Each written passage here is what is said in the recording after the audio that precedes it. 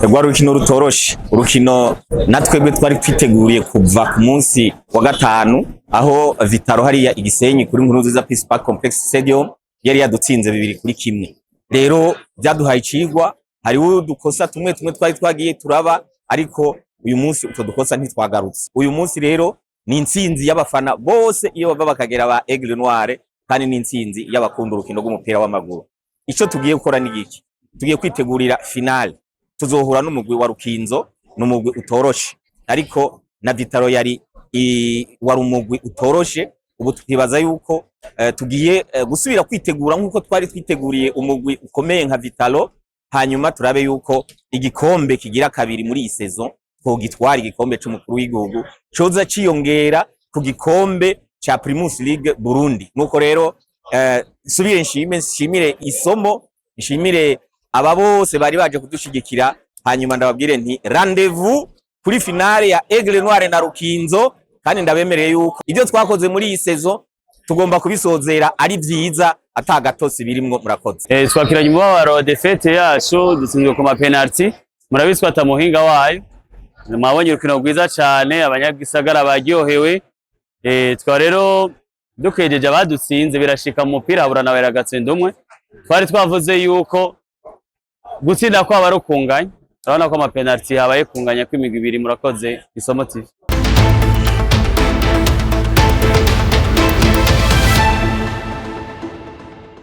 Umupira w'amaguru ni shingiro rikomeye ryamye rinywanisha abarundi. N'ururimi rumwe ruvugwa n'abato n'abakuze, rugahuza imitima, rugasubiza hamwe abonse rimwe mu gihe bashaka gutandukana. Mu kibuga nta moko, ntawe uvahe, hari igihugu kimwe, hari urukundo rumwe.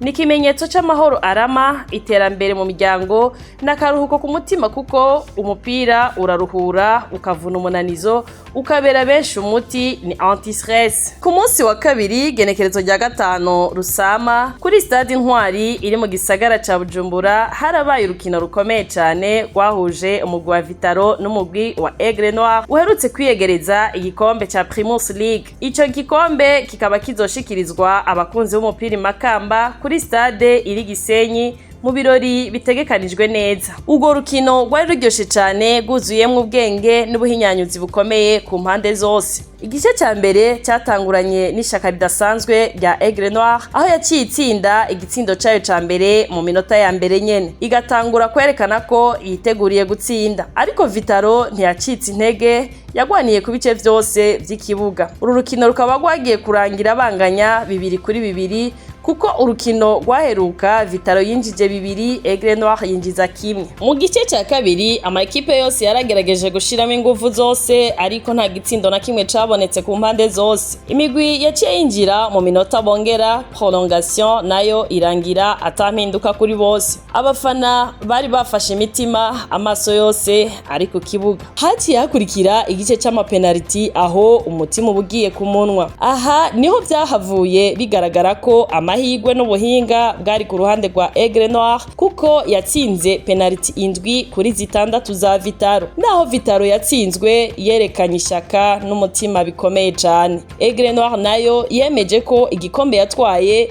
atari amahirwe gusa, ahubwo ari ubuhinga n'umwete. Mu vy'ukuri uyo mukino wari imboneka rimwe y'umupira w'amaguru, aho abakunzi bawo basangiye akanyamuneza, bagatahukana umunezero n'icizere cy'uko siporo ikomeza kuba imwe mu nkingi y'amahoro n'ubumwe mu Burundi, byo soko ry'iterambere rirama.